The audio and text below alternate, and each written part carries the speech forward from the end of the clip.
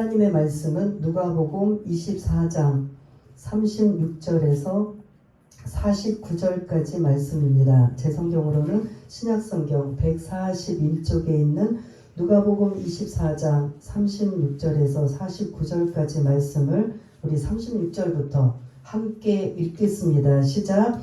이 말을 할 때에 예수께서 친히 그들 가운데 서서 이르시되 너희에게 평강이 있을지어다 하시니 그들이 놀라고 무서워하여 그 보는 것을 영어로 생각하는지라. 예수께서 이르시되 어찌하여 두려워하며 어찌하여 마음에 의심이 일어나느냐. 내 손과 발을 보고 나인 줄 알라. 또 나를 만져보라. 영은 살과 뼈가 없으되 너희 보는 바와 같이 나는 있느니라. 이 말씀을 하시고 손과 발을 보이시나 그들이 너무 기쁨으로 아직도 믿지 못하고 놀랍게 여길 때에 이르시되 여기 무슨 먹을 것이 있느냐 하시니 이에 구운 생선 한 토막을 드리니 받으사 그 앞에서 잡수시더라.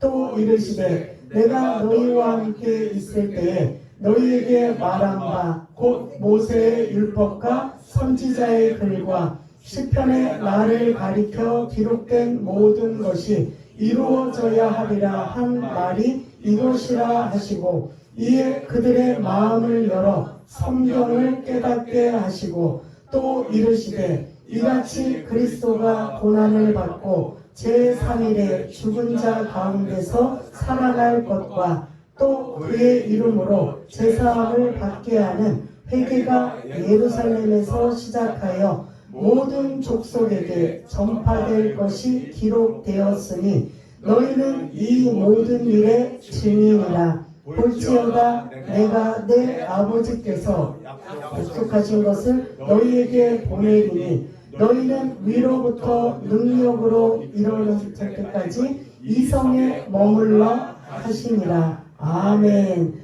예, 부활의 신앙으로 삽시다 라는 말씀을 가지고 함께 은혜를 나누려고 하는데요. 우리 앞뒤 좌우 옆으로 예수님 부활하셨습니다 라고 우리가 우리 입으로 한번 고백하는 시간을 갖겠습니다. 예수님 부활하셨습니다. 우리가 성탄절은 뭐라고 하죠? 성탄절에는 그러니까 그거를 우리가 영어로 하잖아요. 메리 크리스마스. 근데 우리 부활절에는 안 하잖아요. 그러니까 우리 그런 생각으로 예수님 부활하셨습니다 라고 우리가 우리 입으로 시인하며 영광 돌리는 우리 모두가 되셨으면 좋겠습니다. 예, 4대 성인 아시죠? 세계의 4대 성인. 예수님, 또 석가모니, 또 공자. 이번엔 서양으로 넘어가서 소시, 소크라테스. 4대 성인이라고 합니다. 저도 이 성인인데? 네? 저도 성인인데? 성인이. 그 5대 성인으로 들어가야 될 것 같아. 우리 교회 또 집사님 성함이 또 성인이어갖고 그러신 분 많네요. 예, 아무튼 그 성인들은 출생과 그리고 그의 생애와 그리고 죽음이 다 공통점입니다. 근데 그 4대 성인 중에서 공통점이 아닌 유일하게 무덤이 없고 부활하신 분은 누구예요? 예수님인 거죠. 나머지는 석가모니 아니면 공자, 소크라테스는 그의 출생 그리고 생애 그리고 죽어서 무덤이 있지만 예수님은 무덤이 있어요? 없어요? 없어요. 빈 무덤이에요. 그리고 그 빈 무덤에 예수님은 뭐 하셨어요? 살아나신 거죠. 부활하신 이 부활절을 맞이하여 또 한마디를 더 드리자면 이 온 인류의 역사를 누구로 기준으로 두고 있느냐면 예수님을 기준으로 두고 있는 거죠. 그래서 기원전, 기원후, 그걸 주전, 주후, 영어로 하면 AD, BC예요. 여러분들 생일이 각자 틀리죠. 태어나신 연도가 틀리죠. 1960년대 아니면 50년대, 70년대 하는 그 연도가 누구를 기점으로 했을 것 같아요? 예수님이 태어나신 그 연도를. 여러분들이 만약에 1950 2년도, 3년도 하면 예수님이 태어나신 지 1953년이 됐다는 거예요. 그럼 지금 태어난 2025년생의 기준으로 든다면 예수님이 태어나신 지 2025년이 된 누구를 기준으로? 예수님을 기준으로. 이게 역사라는 거죠. 그래서 역사 영어 자체도 그의 이야기예요. 예수님의 이야기, 히스토리라는 그 영어 단어도 예수님의 이야기가 다 들어가 있는 이러한 것을 볼 수가 있는데, 오늘 이 부활절을 맞이하여 부활의 주님을 지금 오늘 39절에서 43절까지 첫 부분이에요. 39절에서 43절까지 부활의 주님이 제자들을 만나주시는 내용, 그리고 44절부터 49절까지는 이제 그 제자들에게 사명을 주시는 이러한 그 두 가지의 구성으로 오늘 본문이 이루어지고 있습니다. 첫 번째 39절에서 43절까지는 부활의 주님이 누구를 찾아오셨느냐? 제자들을 찾아온 거죠. 근데 제자들이 여인들을 통해서 무덤에서 예수님이 부활하셨다 말씀대로, 근데 이 제자들이 빈 무덤을 찾아가 봤어요? 안 가봤어요? 갔어요. 가장 먼저 목격자는 여인들이고, 그 여인들은 예수님이 십자가에 죽으신 그 형체와 몰골이 너무 비참해서 어떻게든 그러한 좀 닦아드리고 깨끗하게 하기 위해서 그 주일이 되는 새벽에 날이 새서 그 여인들이 그 무덤을 찾아갔는데, 그 무덤은 이미 무덤문이 열리고 어떻게 됐다? 빈 무덤에 천사가 그 예수님이 부활하셨다라는 걸 알려줍니다. 그래서 그 여인들을 통해서 이 여인들이 누구에게 지금 달려가고 있어요? 제자들을 향해서 그 무덤의 빈 무덤이고 예수님이 부활하심을 알려줍니다. 그래서 이제 그들이 확인하기 위해서 빈 무덤을 달려갑니다. 그래서 제자들이 이미 그 빈 무덤을 확인했어요. 그럼 이 정도면 예수님이 평소에도 나는 고난을 받고 죽은 다음에 3일 만에 부활할 것이다 라는 말씀을 3번이나 하셨단 말이에요. 그 하신 말씀, 그리고 빈 무덤을 가 보았다면 우리는 그 시대에 안 살고 이 말씀으로 우리가 접하기 때문에 우리는 잘 안 믿어진다 라고 느낄 수 있지만, 제자들은 이 정도면 믿어야 될까요? 안 믿어야 될까요? 예? 이미 주님이 고난을 받고 십자가에 죽으시고 부활하시기 전에 3번이나 아주 그냥 신중하게 말씀을 했단 말이에요. 한 번도 아니고 3번이나. 그리고 실제로 그 무덤은 예수님이 죽으셨고 묻었던 무덤은 빈 무덤이 된 걸 제자들이 가서 목격까지 했단 말이에요. 그러면 이 단계까지 오면 제자들은 어떻게 해야 될까요? 우리 주님이 부활하셨네? 그 부활하신 주님을 우리가 어떻게 만나야지? 라고 이렇게 생각을 하는 게 우리 생각으로는 들까요? 안 들까요? 근데 어쨌든 그들은 그 생각을 못하고 있다는 거죠. 오늘 본문이에요. 그래서 부활의 주님이 이 39절에 보면은 예수께서 친히 그들 가운데 제자들 가운데 서서 이르시되 라고 지금 오신 거예요. 제자들이 지금 모인 곳에, 제자들은 지금요 근심, 여러분들처럼 염려, 근심, 걱정, 낙심, 절망 다 이런 상황에 있어요. 왜냐?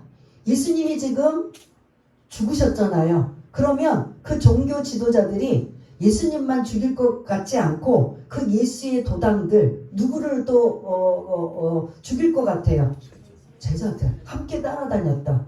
그러니 이 제자들의 입장에서는 우리에게도 그 생명의 위협이 있지 않을까? 저렇게 그 죄 없으신 우리 스승인 예수님도 저렇게 죽으셨는데 하물며 우리는 이제 곧 후환이 두렵다라는 생각 할까요? 안 할까요? 여러분들이 제자들이라면. 그리고 걱정, 근심, 염려인 거죠. 또 하나, 우리가 3년 동안 모든 것들을 다 제껴두고 주님만 따라다녔는데 주님이 죽으셨으니 이제 이들은 뭐예요? 어떻게 할까요? 주님께 올인했어요. 주님과 영원히 함께 할 거라고 생각했는데 주님은 이제 떠나셨단 말이에요. 부활하셔 오셨지만 제자들의 입장에서, 그럼 제자들은 어떻게 해야 돼요? 예? 앞으로 이들의 미래는 어떻게 되냐고요. 아직 지금 부활을 확신을 갖지 못하고 있는 이 제자들의 입장에서는 뭐야, 우리가 3년 동안 주님을 따라다니고 우리가 모든 것들을 다 팽겨치고 올인하고 주님만 따르고 주님의 제자가 되기로 했는데 주님이 안 계시니 이제는 제자도 할 수도 없고 도대체 그 뒤를 어떻게 이으냐는 거죠. 그 외에 뭐 많은 말씀들을 나누었지만 지금 제자들의 입장에서는 당황스럽고 난감하고 두려울까요? 아닐까요? 기쁘고 감사할까요? 부활의 주님을 막 사모하면서 언제 만나나 이런 막 그냥 이런 사모함으로 기다릴까요? 이거는 아니에요. 언제 우리도 종교 지도자들에 의해서 뭐가 떨어질까? 불똥이 떨어질까? 이게 막 그냥 그 생명의 위협을 느끼고 있는 이런 상황이다 보니까 이 제자들의 심리 상태가 어떤 거예요? 불안하고 염려, 근심, 좌절, 낙심, 앞으로 어떻게 살까? 어떻게 하면 좋을까? 아마 이런 생각으로 지금 모여있는 이 제자들을 향해 부활의 주님이 찾아오신 거예요. 그러면서 39절에 보면 뭐라고 말씀하고 계셔요? 그들의 심리 상태를 너무나 잘 알고 계시는 주님이, 부활의 주님이 뭐라고 말씀하세요? 너희에게 39절. 내 손과 발을 보고 나인 줄 알라. 아, 죄송합니다. 36절이요. 제가 36절을 39절이라고 말씀드렸는데 36절에 부활의 주님이 이렇게 염려 근심으로 있는 제자들을 향해 뭐라고 말씀하고 있어요? 너희에게 평강이 있을지어다. 샬롬이라는 거죠. 우리는 인사가 뭐지요? 요즘에는 잘 안 하지만 어르신들이 항상 인사할 때 뭐라고 해요? 밤새 안녕하셨습니까? 우리는 이제 그런 인사 아니면 또 하나 무슨 인사였죠 옛날에? 식사하셨습니까? 네, 진지 잡수셨습니까? 지금 그런 인사 별로 해요 안 해요? 그냥 그 상투적으로는 하지만 옛날에 그 용어는 사실 무슨 의미로 한 거예요? 진지 잡수셨습니까? 하는 의미는 못 먹고 사는 시절이기 때문에 배골치 않고 식사는 하셨습니까? 이런 의미예요. 우리가 가난했던 시절에 이런 것들이 담겨져 있나. 그러면 이 샬롬이라는 평강도 이들의 지금 모든 그런 염려, 근심, 걱정 이러한 상황에 주님이 오셔서 그들에게 가장 먼저 주신 게 뭐냐? 너희에게 평강이 있을지어다 라는 이 지금 약속이 그들에게 마음의 심령의 상태를 지금 편안하게 해주고 계시는 것을 볼 수가 있습니다. 그러니 37절에 보니까 제자들이 지금 어떤 상황이에요? 주님 반갑습니다라고 해요? 지금 안 해요? 놀라고? 그러니까 지금 우리식으로 말하면 그 부활의 주님을 뭘로 본 거예요? 귀신으로 본 거예요. 귀신 본 거예요. 그러니까 제자들이 그러면 지금 이 상황에서는 이 제자들의 입장에서는 주님이 부활하신다고 말씀하셨는데 부활하신 몸으로 지금 몸의 부활로 오셨는데 제자들은 그걸 지금 믿고 있어요? 안 믿고 있어요? 안 믿고 뭘로 봐요? 귀신으로, 유령이다. 유령으로 귀신으로 보고 있는 거예요. 그러니까 막 소스라치게 놀래고 지금 하고 있는 이러한 것을 볼 수가 있습니다. 그러니까 이들이 지금 부활의 주님을 자기 눈으로 목격하고 있음에도 불구하고 뭐하고 있다? 믿지 못하고 놀라고 두려워하고 있는 귀신인 줄 아는 거죠. 그러니까 주님이 안 되겠다 싶어서 어떻게 하느냐? 야 너희들 지금 뭐하고 있어? 아침 지금 몇 절이 42절을 좀 띄워주세요. 제가 오늘 성찬식이 있어서 이제 좀 말씀을 조금 빨리 하고 좀 간결하게 좀 하려고 하기 때문에 42절을 띄워주시면 마침 그들이 지금 식사를 하고 있는 상황이다 보니까 주님이 딱 보니까 거기에 생선이 있는 거예요. 그 구운 생선이. 그러니까 이 지금 제자들은 부활의 주님을 몸으로 부활한, 우리는 부활하면 뭘로 부활했다고 생각해요? 영으로만 부활한다고 생각하는데 주님은 지금 뭘로 지금 부활해서 오신 거예요? 몸으로 우리 눈에 보이게 우리처럼 똑같은 몸으로 부활하셨는데 이거를 지금 제자들이 믿지 못하고 귀신으로 유령으로 생각하고 있는 이 상황을 보고도 믿지 못하는 그들을 향해 지금 주변에 보니까 구운 생선이 있어서 그 생선을 뭐 하고 계셔요? 예? 42절에 보면 43절에 보면 뜯어서 잡숫고 계셔요. 그러면 여러분들 우리 옛날에 예수 믿기 전에 제사 드릴 때 누가 와서 먹는다고 해요? 조상 귀신이 와서. 그래서 그 조상 귀신을 위해서 뭐를 차려요? 제사상을 아주 그냥 정성스럽게 차리잖아요. 그러면 그래서 이제 가족들이 절을 하고 이제 그걸 다 해요. 그러면 이제 끝났어요. 그럼 귀신이 와서 조상 귀신이 와서 그 먹고 가요? 그래서 먹은 흔적이 있어요? 밥, 생선. 요즘에는 뭐 고인들이 좋아하는 뭐 과일, 뭐 피자, 뭐 치킨, 뭐 별의별 그런 것들 이제 놓고 뭐 제사를 지낸대요. 근데 먹고 가나요? 예를 들어 피자를 만약에 올려놨으면 피자 한 조각 귀신이 먹고 가요? 조상 귀신이? 그런데 우리는 영이 어떤 기운이 와서 그거를 받고 그걸로 먹고 갔나 보다 생각하는 거지, 실제로 몸이 와서 예수님처럼 먹고 가는 경우 있어요, 없어요? 여러분들 제사 지내는 경우가 있다면 없다라는 거예요. 근데 지금 귀신으로 유령으로 지금 여기고 놀라서 두려움으로 반갑기도 한 이 지금 제자들의 입장에서는 안 믿어지는 그들을 향해 믿게 하기 위해서 예수님이 직접 뭐를 잡수셨다? 생선을 뜯어서 잡수신 거예요. 그러니 여기서는 제자들이 믿을까요? 안 믿을까요? 믿어요. 아니 유령이 귀신이 와서 그걸 뜯어먹진 않을 거 아니에요. 그런데 진짜 이 주님이, 우리 주님이 부활하신다고 말씀하셨는데 부활하신 몸으로 부활하셔서, 몸이 부활하셔서 이렇게 우리 앞에 나타나셨구나. 이제 그때부터 생선을 잡수신 후에 제자들이 믿게 되는 이러한 모습이 오늘 43절까지의 말씀이에요. 그래서 부활하신 주님이 몸의 부활로 누구를 만나셨다? 제자들을 만나셔서 확실히 예수님이 부활하신 것을 알리고 보여주신 내용이 43절까지예요. 그리고 이제 두 번째 그 44절부터 49절까지는 오셔서 이제 뭐를 하시느냐? 부활하신 주님이 승천, 하늘로 올라가시기 전까지 40일 동안 하신 일이 있어요. 그 하신 일이 뭐냐? 44절에 있는 말씀이라는 거죠.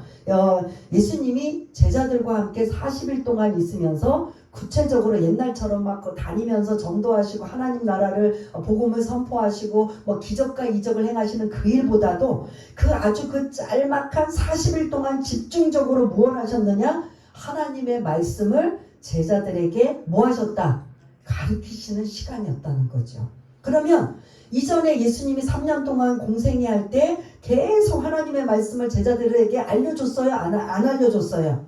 가르쳐줬단 말이에요. 그런데 가르쳐줬어도 정작 무슨 사건, 십자가 사건이 생기고 부활 사건이 생겨도 제자들은 그걸 이해를 해요.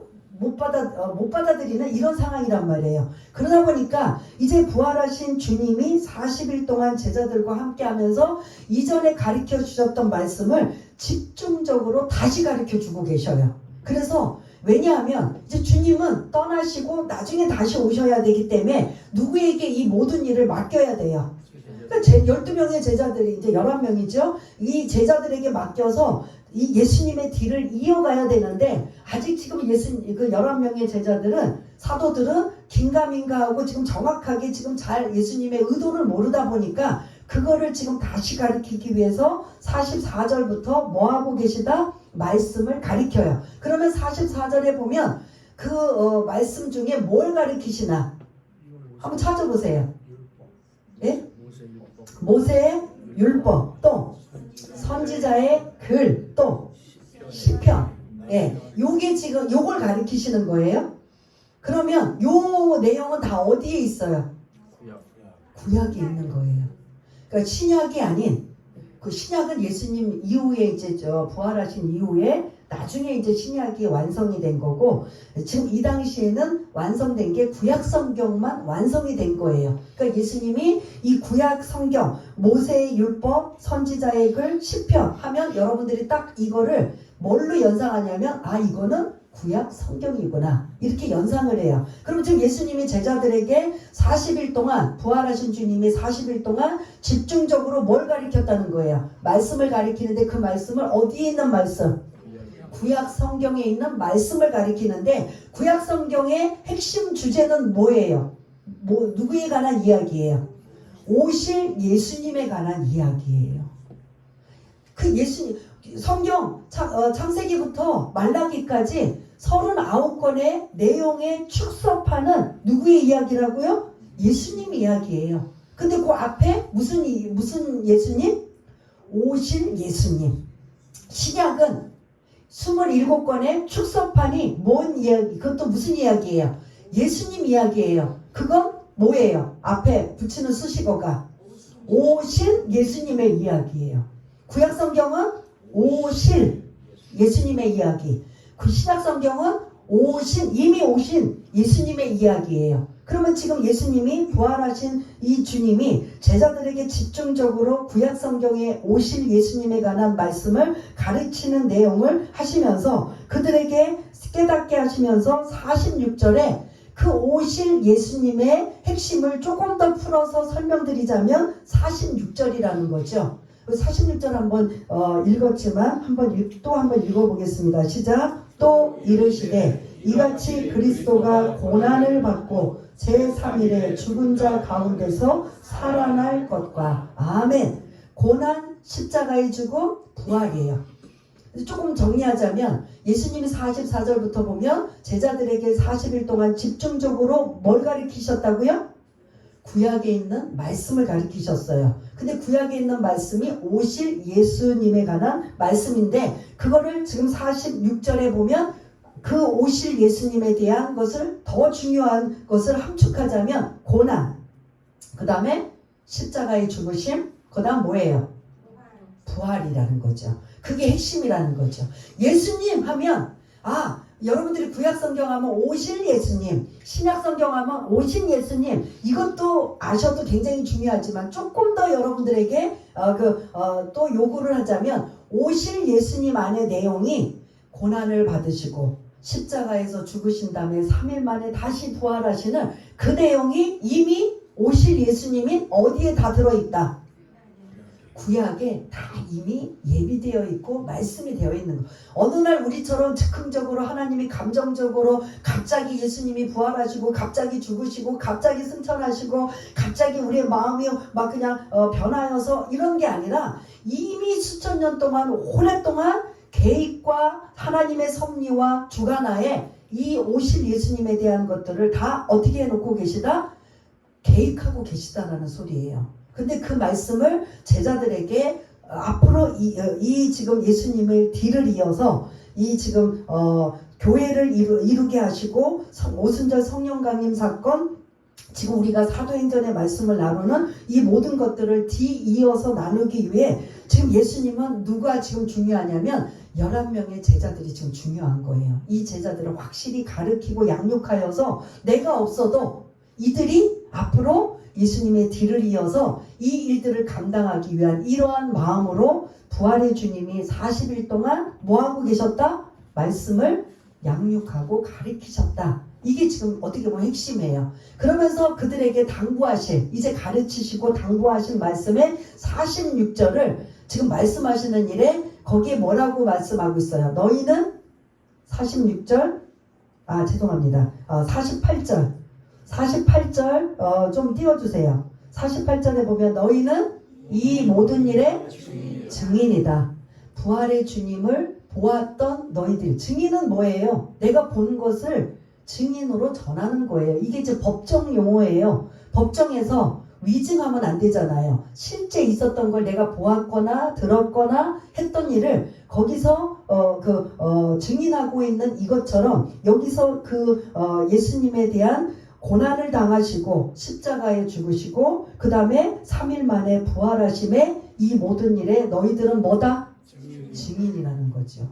그래서 부활의 주님이 이 제자들을 찾아오시고 그 다음에 40일 동안 이들에게 말씀을 가르치시고 그 다음에 그들이 해야 할 일은 뭐다?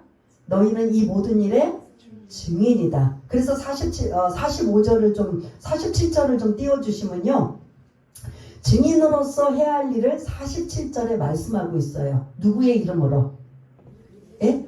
누구의 이름으로? 예수의 이름으로 제사함을 받게 하는 회개가 어디에서부터 시작하여? 예루살렘에서부터 시작하여 어디까지? 모든 족속 우리 이방인 우리들에게까지 전파될 것이 기록되었으니 이게 지금 이제 구체적으로 이 일이 시작하는 것은 이 신약성경 어디에 나와요?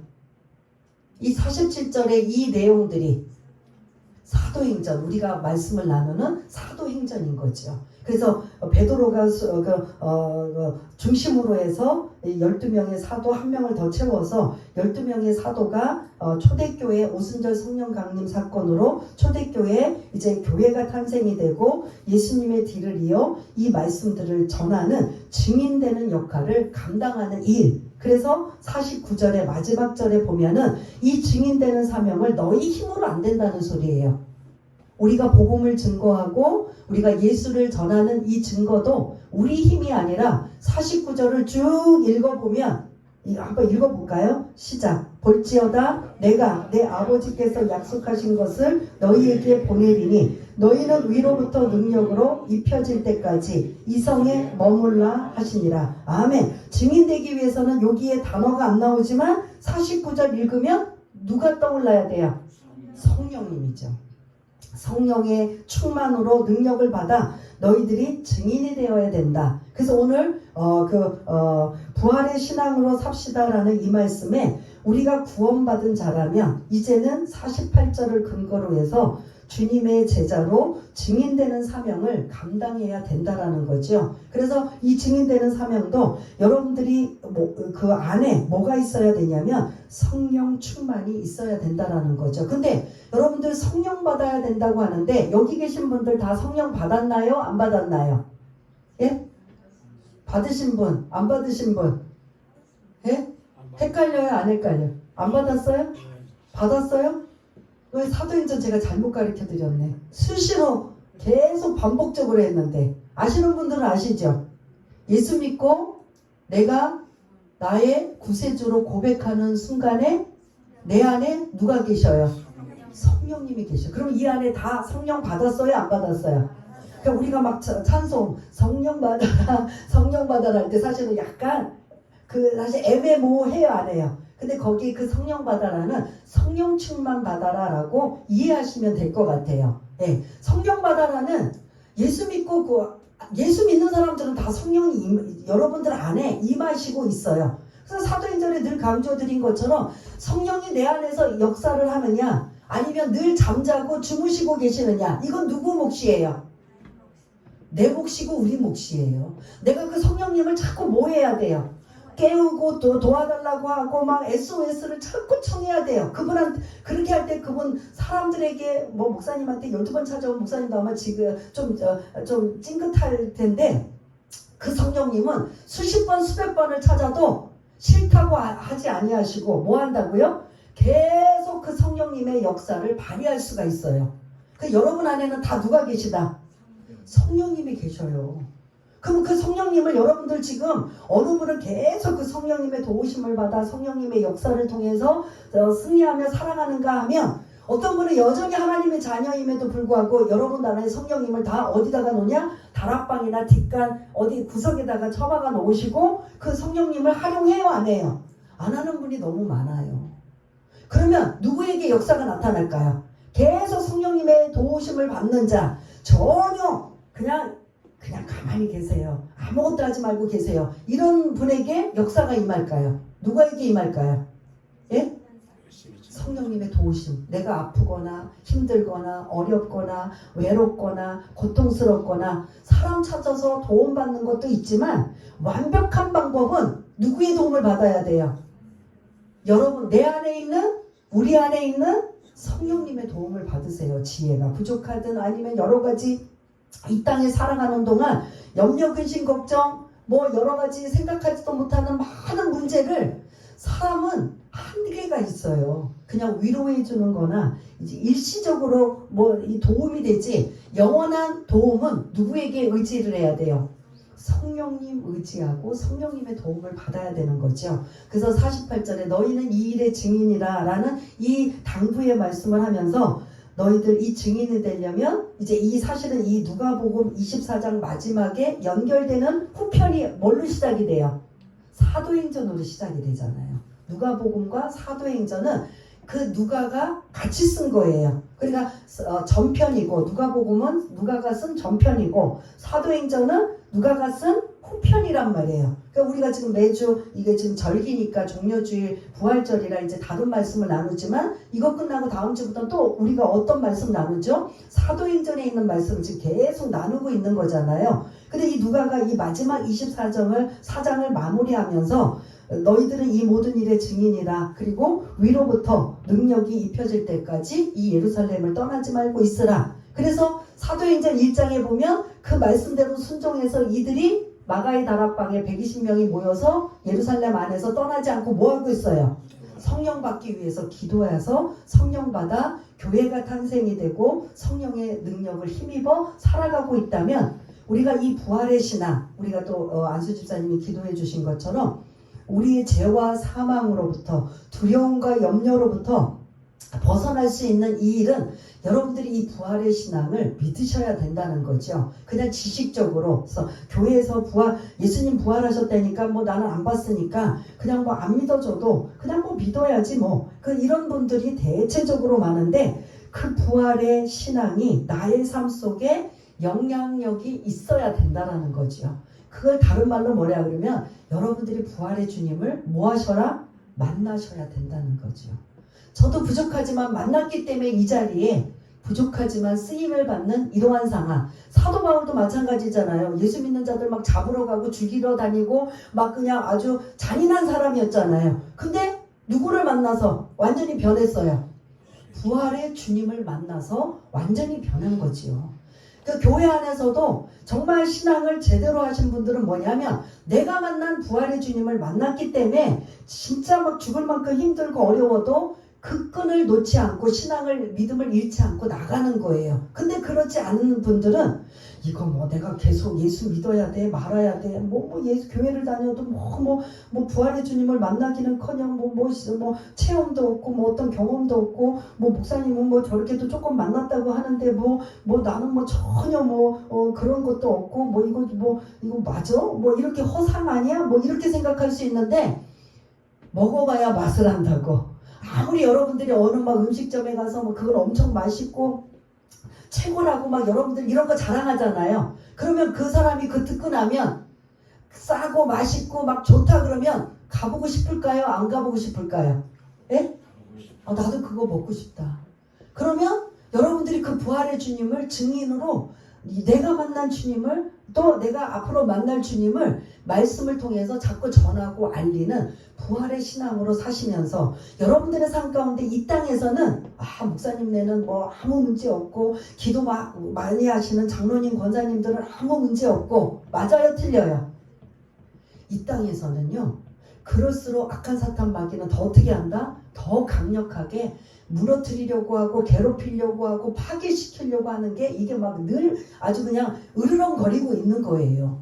그래서 늘 우리가 이 땅에서는 어려움을 당하고 여러 가지 그러한 그 슬픔을 당하지만 그런 것들을 다시 이길 수 있는 건 뭐예요? 부활의 신앙을 가지고 성령 충만함으로 이겨낼 수 있는 저와 여러분 모두가 다 되시기를 바라겠습니다. 기도하겠습니다. 하나님 아버지 오늘 성만찬 또한 시간도 있어서 조금 빠르게 또 잠시 이런 오늘 부활의 신앙을 가지고 말씀을 나누었습니다. 우리 안에 부활의 주님을 만난 경험이 있게 하여 주시고 그 부활의 신앙으로 증인되는 사명을 넉넉히 감당하며 이 땅에서 때론 눈물 나는 일, 슬픈 일, 고난과 역경과 어려움이 있다 할지라도 그것은 당연하다고 생각하고 내가 그것을 어떻게 이기느냐 부활의 주님을 의지하며 그 힘 가지고 그 능력 가지고 이 땅에 어떤 것도 올려놓으러 와라. 나는 당연히 나는 이기고 승리하리라. 이렇게 오히려 맞짱을 뜨며 당면하며 직면하며 이기고 승리할 수 있는 복된 자들 다 될 수 있도록 주님 도와주옵소서. 모든 것 감사드리오며 사랑이 많으신 예수님 이름으로 기도드리옵나이다. 아멘.